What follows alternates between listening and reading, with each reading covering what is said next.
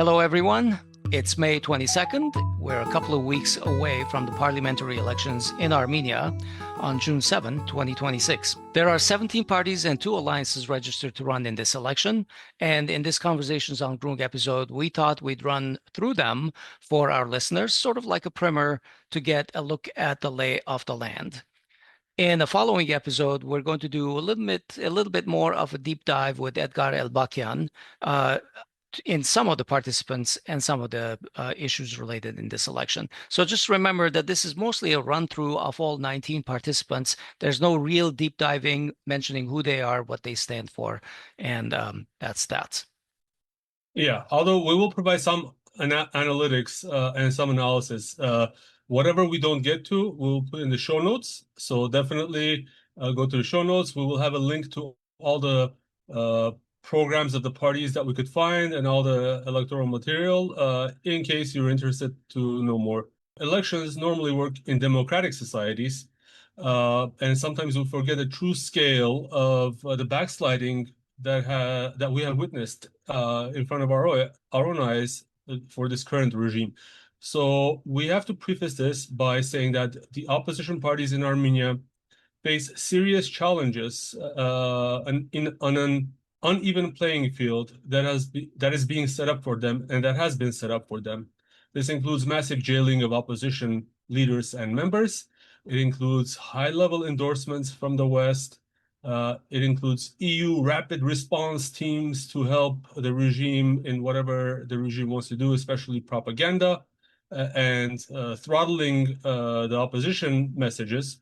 And it includes an army of fact checkers that continuously fact check legitimate opposition talking points to ensure that they don't show up in front of your eyes. Right, but no amount of fact checking, jailing, and foreign endorsements can maintain a regime in power that is, in essence, a foreign imposed occupational regime that is inimical to the very identity of the Armenians. And despite all this, everyone agrees that it all depends on turnout. More voters make elections more difficult to falsify, and if Armenia is to rise, then these elections, as rigged as they may be, are another chance for people to try to get their voices heard. So whether you're an Armenian citizen or voter and you have family in Armenia, it is important to get all of your friends, all of your family who have the right to vote, get them to go to the polls on June 7 and vote their preference. That's the most important thing. And, you know, as we discuss each party, we'll also present the most recent MPG poll. I think that came out today, or was it yesterday, Hovik? Just today. And while we were preparing this episode, another poll dropped. We are working with the data that we have at our hands. And in a future episode, perhaps on our weekend review episode, we will go into more details on and compare and contrast both polls. So we can say that we got the MPG poll. We kind of looked at that one, and then the IRI poll came out. We really haven't looked at that one yet. There's just the numbers, and they seem different, let's just say. Okay, so before we go to the parties, let's cover the rules of the game, essentially the electoral code, a little bit. In the Armenian parliament, there is a minimum requirement of 101 seats, and all of them are elected through a proportional system. Parties and alliances provide a closed list of candidates to the CEC. I guess closed means that you can't change them. And voters cast their ballots for a specific party or bloc rather than individual candidates. Right. Now, political forces must earn a minimum vote percentage to enter government. And for single parties, like, for example, the civil contract is a single party, so they just have to earn 4% to get into parliament. Alliances of 2 parties are going to need to earn 8%. Alliances of 3 parties are needing to earn 9%. And alliances of 4 parties or more have to earn 10% to get into parliament. Can I just add that these thresholds were raised recently during Pashinyan's regime. Previously, they were much lower. So do you know why, by the way? Well, it's obvious, right? An alliance would have a better chance against Pashinyan, so they want to de-incentivize, people joining alliances. Right. So There's no minimum voter turnout required for the election to be considered valid. The results stand regardless of the number of participants. So it could be a minority of the people who show up at the polls, but it's still the results are going to be valid regardless. If a party or alliance passes its respective threshold, seats are distributed according to their share of the total vote. Up to 4 seats are reserved for the country's largest national minorities. That's the Yazidis and the Russians, the Assyrians, and the Kurds, to ensure that they are properly represented in parliament. And each party must include at least 1/3 women, that's 30% women. Additionally, a maximum of 30% of the candidates of a list can be independent candidates. That means they don't actually belong to one of the parties in an alliance, or if it's just the party, then to the party. And each list must contain at least a minimum of 80 candidates. If a single party or alliance receives more than 50% of the seats, they can form a government all on their own. If a party wins a majority of votes, but it fails to secure the 52% of the mandates, previously it was 54, they are awarded additional seats to reach the 52% threshold. So it is always guaranteed that the leading party will have 52% in parliament. This is called stable majority. Many people curse it, but it is what it is. So it's important to understand how this works. And if no single entity or party wins a majority, the political forces have 6 days after the preliminary results to negotiate and form coalitions in order to reach a majority. So one of the scenarios that could be that all of the opposition parties, if they join together and have more than 50%, then they will be able to form a government. Besides that, they also have to agree on a prime minister, of course. So forming a government and agreeing on a prime minister. And that's the big trick of a coalition, it seems, these days. Yes. If a coalition cannot be formed within a 6-day window, a second round of voting happens. And this is within 28 days. And this is purely between the first and second place parties. And it's essentially a winner gets all. So whoever wins this second round, they will automatically get the additional mandates added to them. The mandates from the other parties won't be removed. So the parliament will have more than 101 seats, but they will get enough mandates in order to reach 52%, that stable majority that we're talking about. Yeah. And I don't want to run through a lot of the campaign and finance regulations because, they're fairly complex. I'll just say that there are some rigid funding rules. Participants must manage campaign finances through a mandatory, transparent, and audited pre-election fund. There are registration deposits, which in some cases they can get back. There are spending limits, and we put all these things in the show notes, I promise. And there are some prohibitions on foreign funding or interference, which is, of course, strictly prohibited. And the Constitutional Court has the authority to suspend the parties from any kind of improper participation in the elections. Of course, the foreign funding clause does not apply to hybrid response teams.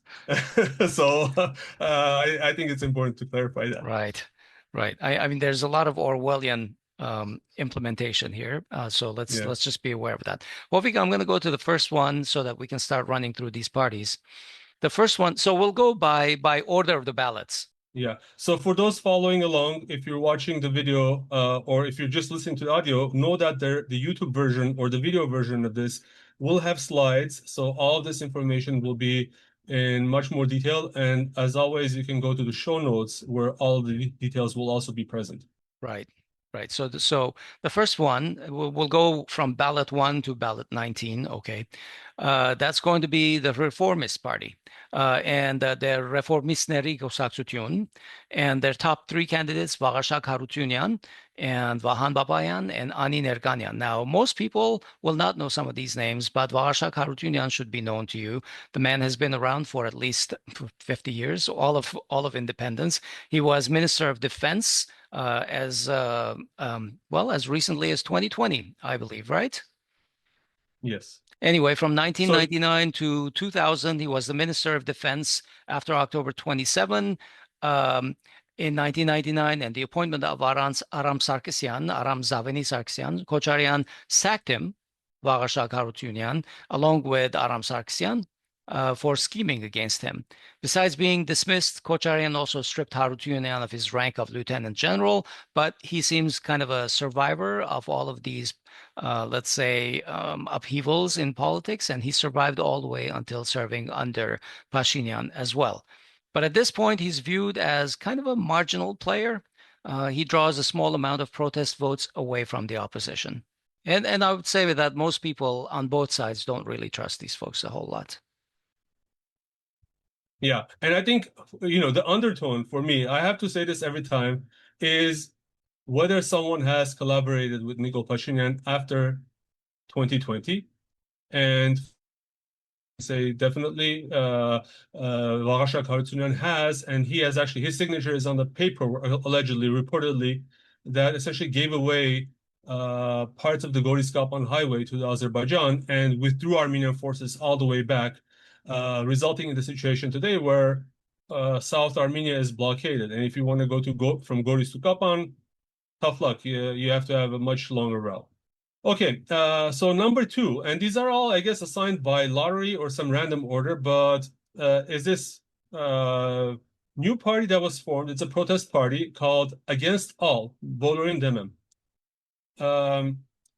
It's essentially comprised mostly of IT workers, former NGO workers, or current NGO workers, generally pro-European and pro-Western tendencies, I would say. Now, this party is interesting because I think it's like essentially trying to hack the elections. So if someone is pissed off at all the parties, they can say, I'm against all, but they might not know that they're actually voting for a real party called I'm against all. And the goal of this party is essentially to force a 100-day interim government to change the election code, then have new elections. But at the current polling rate of 1.9%, it's clear that they will not be able to have such a big mandate. So essentially, they are stealing votes from someone. I think in this case, this party may be stealing a lot of votes from Pashinyan, but Pashinyan doesn't care because he has a lot to give away. But they might also be stealing some from ordinary undecided citizens, which is very interesting. Now, many of these people, I'm not going to go through all of them, but many people in these parties come from the Kawakatsu Voroshun party, and many of these people were supporters of the Pashinyan regime change or coup in 2018. They eventually grew disillusioned, but not enough to decide what the real answer is, I would say. Yeah, But Hovig, so I read an article yesterday that most of their submitted list members dropped out. I'm really sorry that I didn't keep that in mind for this recording, but we'll put that into show notes. yeah. But so I don't know what the effect of those dropouts is going to be. Does that mean the party is going to be disqualified? I have no No, I idea. think as long as, I mean, if they have, I'm pretty sure that if they earn any mandates, it would be like 3 or 4. So Mm. all they need is 3 or 4 people. But Nina Karapetyants is going to be their prime minister candidate, I believe. Although the party was started by Spartak Gurgen. Well, I'm going to be sorry not to see them earn positions in the parliament because I would have liked to see Spider-Man become Yeah, become and a essentially member of they're the doing Armenian stupid parliament. campaigning. They're like trying to they're like doing crazy skits. It's honestly you could say it's not serious, and I'm not sure what the purpose is. If you Yeah, know that, would be replacing some yeah. clowns with some superheroes. Hovig, who else? What's number three? Number three is Strong Armenia, Samvel Karapetyan's party. The top three um, on their list are Narek Karapetyan, Samvel Karapetyan's nephew, Aram Vardan, who used to be from the Hayastan Dashinq in the 2021 elections, and Gohar Meloyan, another well-respected lawyer on my behalf. There are more. I mean, it's being a party with the momentum like Samvel Karapetyan. He has a lot of smart people stacked up in this list, and um, They are currently, according to MPG, they're polling at about 15%. But as I said, the IRI polls show different results. We will go into details why these polls may have a skew. So Samvel Karapetyan's party is not an ideological party like others, right? It was started basically, he's the biggest benefactor alive.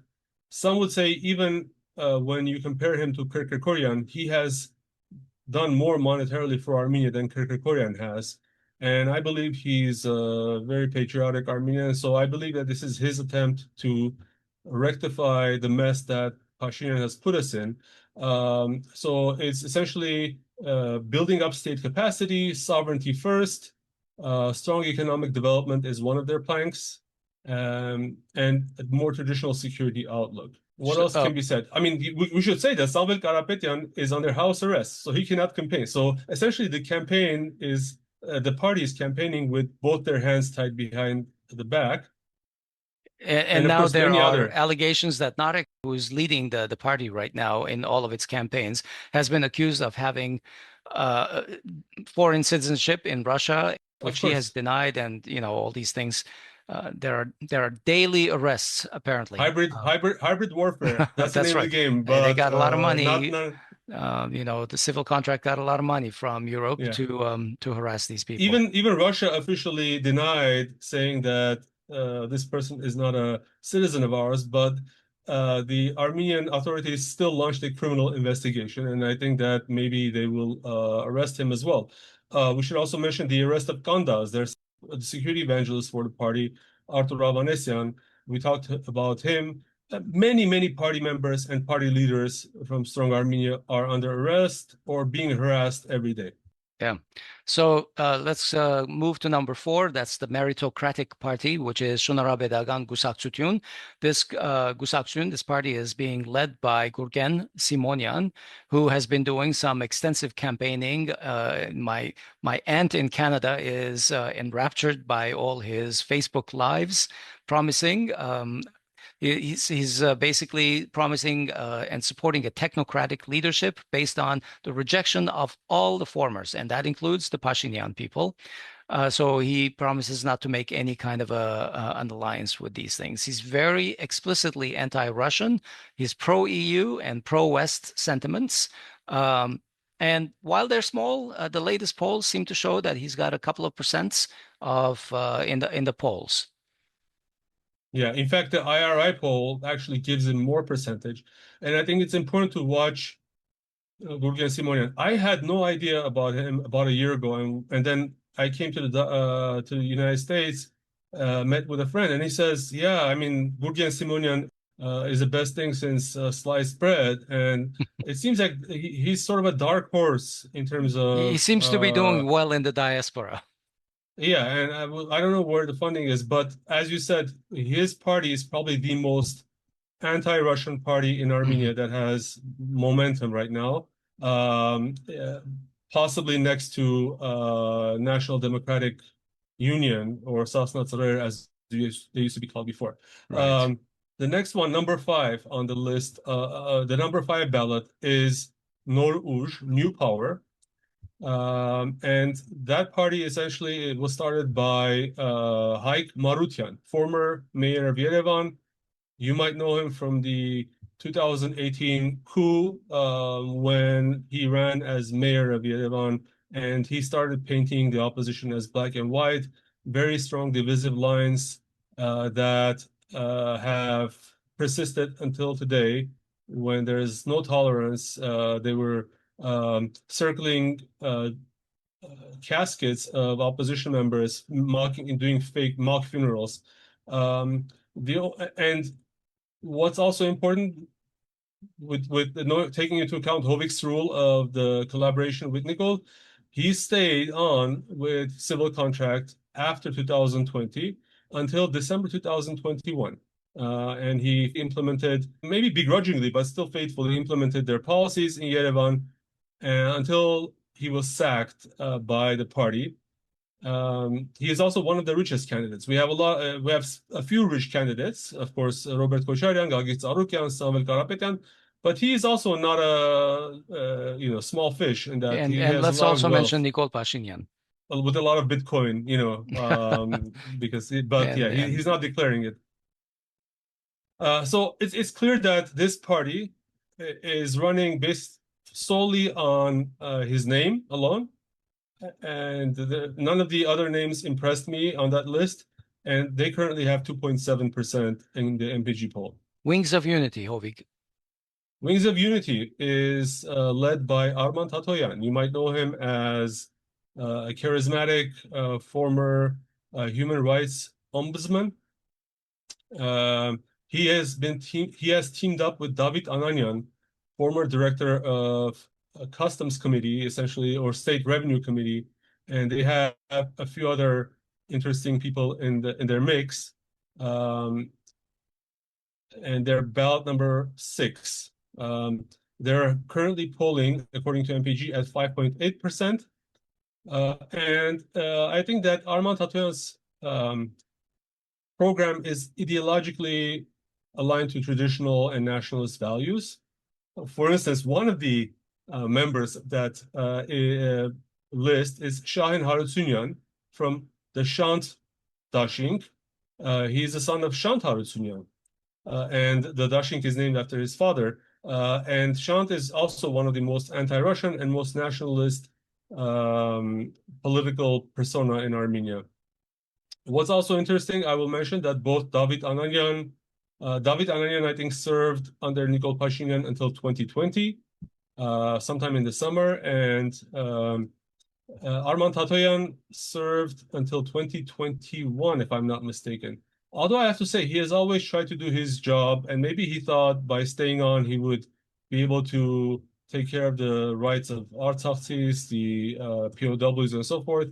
But when the fish is rotting from the head, no amount of tail can help it. Number 7 on the ballot is going to be Barkavach Hayastan. This is a Prosperous Armenia party led by Gagik Tsarukyan, one of the richest men in Armenia. And number 2 on the party is Andranik Tevanyan, who, of course, just a couple of days ago, I believe, got charged with Just treason. today. Yeah, was it today? I read the news and So 2 days ago, Pashinyan announced in Parliament that you are a traitor. You're what there do you you call it? go. State traitor. And the next day, the National Security Service arrests him, charging him for. He says it's fabricated, and I have all the reason to believe that. But this is what is fair for opposition candidates. Another case where Pashinyan just announces something and then the police show up a few hours later. The efficiency level is amazing, folks. Whether it's a Facebook Live from Pashinyan or whether it's from the podium in the parliament, it's like a done deal. The police will show up. So this party is currently polling at approximately 8.7%. So I shouldn't say party, it's actually an alliance. The main participants in the It's not alliance are, actually, it's not an alliance. They're running as a party, but they have other supporting parties that have agreed to have independent candidates on the list. but so how much do they have to earn in order to get into 4%. the parliament? 4% for all of them Yes. together. Okay. Yes. So Mother Armenia, this is Andranik Tevanyan's party that is part of the supporting cast, I'll just say. And then there's the Democratic Alternative Party by Suren Surenyans. I don't know the party a whole lot, but Surenyans is a constant presence in opposition newspapers, and you can read his analysis, for example, on 168.am. Now, the party has a very strong reputation in the regions. Gagik Tsarukyan is very strong, for example, is it in Kodaik and various regions. He's put up the biggest Jesus statue, I think, in the country, and that has made waves around the world. You can see some of the articles, even like in international media. And Elspeth, another thing about this party is that it has also an interesting cast of independent MP candidates. I want to mention Ara Ayvazyan. Now, he, I think, has respect in the foreign policy circles because he tried also, like Arman Tatoyan, to do the right thing after after the 2020 war, he was appointed as foreign minister, Mhm. but he lasted a year essentially and left because of strong, I guess, fundamental disagreements with Pashinyan. Yeah. But it should be mentioned. After 2020, he decided to go and work for Pashinyan. There are some other names that I actually recognize from this. For example, Vardan Ghukasyan and Vardan. These people have been in the politics, in the political scene in Yerevan. So these are not unknown people, and there's a good amount of thinking power in this party.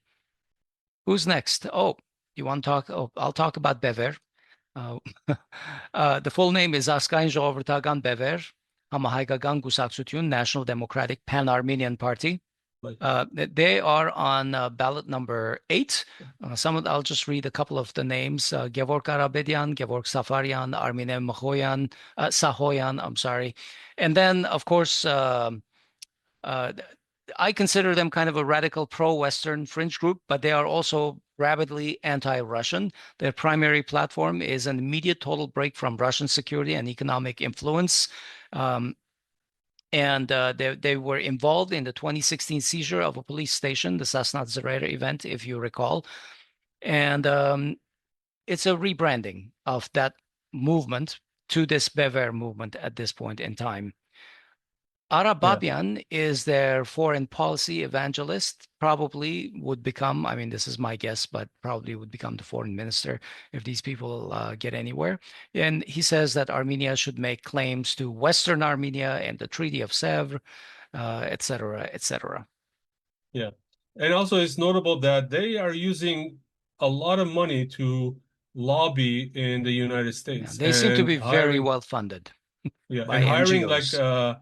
And hiring like lobbyists, prominent lobbyists who have done work for Turkey in the past. I believe Livingston Group, but maybe currently they're not. But they're very active in the lobbying in the United States. Let's move on. Number 9. Number 9 is a party called Kochari. The full name is Kochari Azgayn Վերածնունդ եւ Ազգի Զարթոնք Կուսակցություն, National Revival Kochari and Awakening of Nation Party. Honestly, I have no idea who this person is. Sargsyan Artsakh. He has some weird pictures with wads of cash and gold chains on his Facebook. I don't know. I always think that this is the dance party. They're polling at 0.4%, Hovik. How much time do we need to dedicate here? Yeah, we should mention that also Bever is polling at 0.2%, so very minimal. But I think I think this is also like another attempt to hack the elections using the Kochar prefix. Maybe someone will think it's Kocharian and vote for Kochari. But okay, let's go on. Okay, number 10. Number 10 is our friend Levon Zurabyan from the Armenian National Congress Party. They are polling horribly at 0.3%. It seems like in the last 10 years, they are participating in elections, but not going anywhere. Even though I agree with some of the things that he's saying. For instance, his party has taken a very pro-BRICS position. They're essentially advocating that in order for TRIPP to work, it should be BRICS plus TRIPP or TRIPP plus BRICS, in which case, and they're very strong advocates for increased relations with Iran, which I like. I mean, I think very pragmatic thinking, but unfortunately, ANC is running on fumes, to be honest. So ANC is, of course, Hayastan Congress, which was the party of Levon Bedrosian back in the 90s. And like you said, it's not polling a whole lot. And the whole idea of TRIPP and well, I'm going to start calling it the Yellow Bricks Road at this point in time. The Golden Bricks Road because of Trump. That's right. Number 11 is the Republic Party, not the Republican Party, that is led by Ser Sargsyan and is not running. But the Republic Party is Aram Zaveni Sargsyan's party. And they are polling something over 1%. I don't remember the exact 1.3%. 1.3%. Aram Sargsyan is firmly pro-Western and highly critical of Russia. They are considered ideologically aligned with many of the civil contract's goals regarding European integration and are often seen as a reliable ally that can capture Western-leaning votes without challenging any of Pashinyan's core governance issues. May I also say I almost consider them basically like the kind of party that is an opposition party that is pro-Pashinyan and garnering votes away from any Pocket kind of, opposition. yeah, a pocket opposition. Sorry to interrupt you. Let's go on. No. Number 12 is the Christian Democrat Party. I'm just going to say the short names. Their ballot number 12. This is basically the party of Levon Shirinian. Most of these parties are single-person parties, but they have a very consistent policy of running, and they always get like 0.2% or 0.3%, and they're currently polling at 0.2%. It is essentially another ideologically aligned party with Pashinyan, same as a Republic Party. So yeah, you can read more about them in the show notes. So number 13 is the Alliance Party. It was formed by Tigran Urikhanyan, who is also one of these meanderers in politics that has participated in one election or so forth. He's currently in Russia, and the Armenian government is going after him, and he's, of course, claiming that it's unjust. Yeah, but he's listed as the number one on the party ballot and crossed out on the CEC website, meaning he's disqualified from running because I guess he's in Russia or he's under criminal, suspicion or something. Okay. Number 14 is Democratic Consolidation, Zov Davaragan Hamachampum. I don't know a whole lot about these people. Suren Bedrosian, I believe, was one of the people that I read about when the Tavush movement was happening, and then suddenly there was some kind of fallout, and he disappeared from view. Well, he is here. He's running his Hamachumpum. They are polling at 0.1%, so I'm not sure how relevant they're going to be in this election. I don't know. Hovik, do you have any thoughts about them? No, I think just the fact that it was a mysterious disappearance on June 12 when the opposition was attacked. And then he said that the security services took him to a house and they kept him and they showed him very scary stuff. And essentially, there's a sense that he betrayed Bagrat Sarpazan. Yeah. And we now know that a lot of those allegations by the security services were false. Yeah. And I remember suddenly that you and I actually talked about the fact that this guy, who is this guy? And he seems to be very involved with the Tavush movement. And then within a few days, suddenly he fell off the face of the earth and he was gone. And that was bizarre. And here we are. Yeah. Number 15, Hovik. Number 15 is Dok, not the canine, but the duck, he likes to say, and Vardan Ghukasyan. That's an upset. Popular cussing internet personality. He is also listed on the ballot with a crossed out name, meaning he can't, he's disqualified from the ballot, but other people in the list can still run. And what's interesting is that simply due to this guy being a blogger, he is getting a 3.4% polling in MPG, according to MPG. And that is very close to the threshold. So he could be a kingmaker or a spoiler, another word, and we'll see how that goes.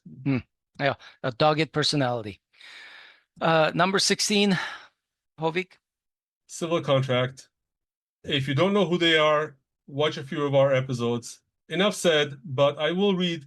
Harutyunyan had a very interesting article in the Armenian Weekly.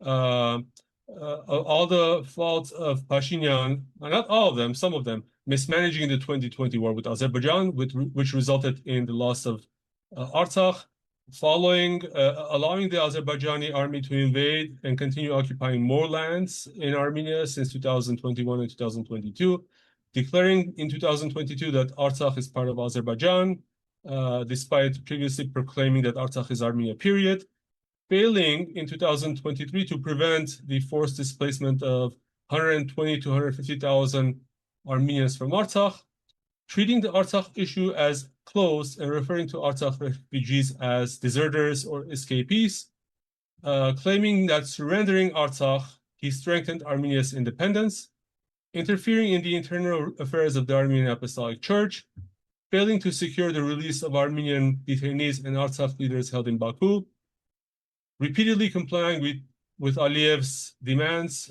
for concessions, any kind of concession.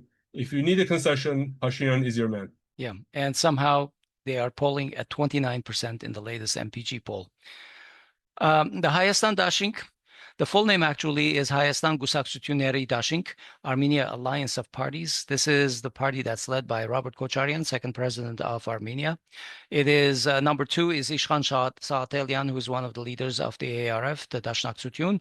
And then number 3 is Anna Grigoryan, who's been a frequent guest on our podcast here. And we've talked to her about their campaign platform, what's important to them, what's not important to them. I'm not going to say a lot more. Chances are we'll talk a little bit more about some of these larger parties tomorrow or whenever we talk with Edgar Elbakyan. At the end of this episode, I also have this heat map of various parties and critical foreign policy issues.